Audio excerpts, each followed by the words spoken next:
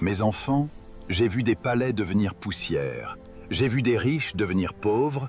J'ai vu des royaumes disparaître. Mais écoutez bien cette histoire. Grand-père Bruce, est-ce une histoire vraie? Plus vraie que tu ne l'imagines. Ils semblent heureux malgré leur pauvreté. Ils n'ont presque rien, pourtant ils ont la paix. Toute mon enfance, je n'ai connu que la lampe tempête. Et je loue Dieu de m'avoir placé là. Mais écoutez mes enfants, venez, je vous montre une autre chose car l'histoire continue. Tout semble parfait.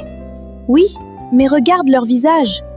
Certaines maisons cachent leur pauvreté derrière leur richesse.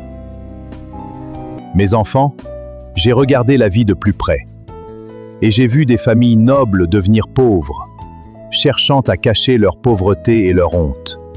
Et j'ai compris qu'il vaut mieux naître dans la maison d'un pauvre que de naître dans la maison d'un riche, où il n'y a ni sainteté ni crainte de Dieu. Venez, je vous montre d'autres choses pour comprendre. Pourquoi utilise-t-il ces vases sacrés? Parce qu'il ne craignait plus Dieu. Son père aurait-il fait cela?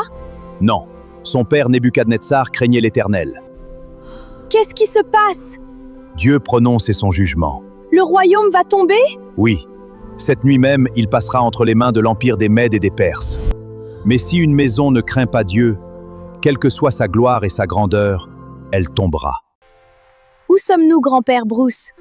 Nous sommes en 1960 en Amérique. Il s'agit de la famille Kennedy. Il semble avoir tout réussi. Oui, une très grande famille s'est élevée en Amérique, pouvoir, gloire et richesse. Alors pourquoi leur histoire est-elle dans ce livre? Parce qu'aucune gloire humaine n'est éternelle. Et c'est enfin de donner une leçon à toute l'humanité. Car John Kennedy ne savait même pas pourquoi il avait juré sur la Bible d'Abraham Lincoln. Venez, voyons la chute. Pourquoi tant d'hommes puissants sont-ils tombés? Parce qu'ils ont marché dans le péché et l'orgueil, en oubliant Dieu. Alors que faut-il faire? C'est de se confier en Dieu, par la révélation prophétique.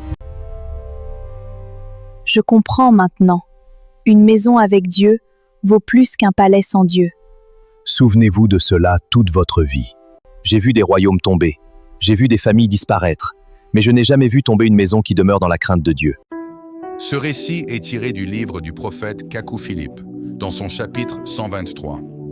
La crainte de Dieu, c'est de reconnaître et accepter le message du prophète vivant de son temps.